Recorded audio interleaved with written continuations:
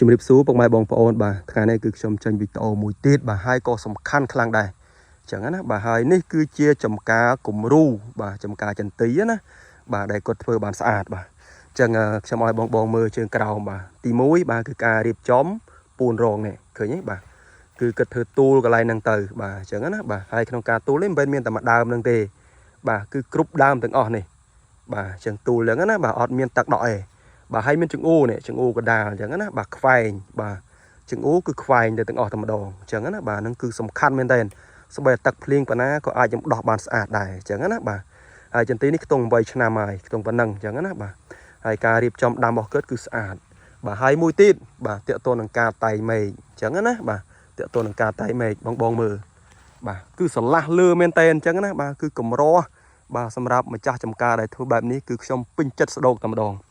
បាទគឺកម្របាទព្រោះអីខ្ញុំជួបចការច្រើនភាគច្រើនគឺស្ដុកលើបាទគាត់អត់សូវឡើងទៅកាប់ទៅតបតែងតែអាមេតូចអត់ទេបាទគឺកាប់តាធំក្រោមគឺចប់អញ្ចឹងណាបាទប៉ុន្តែសម្រាប់ម្ចាស់ចំការនេះអត់ទេបងនេះគឺគាត់តបតែងមេឃនេះអាមេទូចបាទនេះប៉ុណ្ណេះដែលនៅខាងលើគាត់ទៅតបតែងឡើងស្រឡះឡើងស្អាតមែនទែនបាទនេះអញ្ចឹងណាបាទនេះគឺជាបាទចំការដ៏គំរូមែនទែនបាទបងដឹងហើយថាចន្ទីដែលផ្លែច្រើនណាសំខាន់ធ្វើមេឃលើឲ្យស្រឡះខ្ញុំបញ្ជាក់ណានេះឃើញទេបាទឥឡូវខ្ញុំថតឲ្យមើលឃើញទេស្រឡះ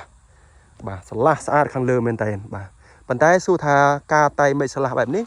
បាទសួរថាអស់មេឃទេបាទអត់ទេបាទនេះមេឃដែលផ្លែពិតប្រកបនេះនៅជាហៀងនេះ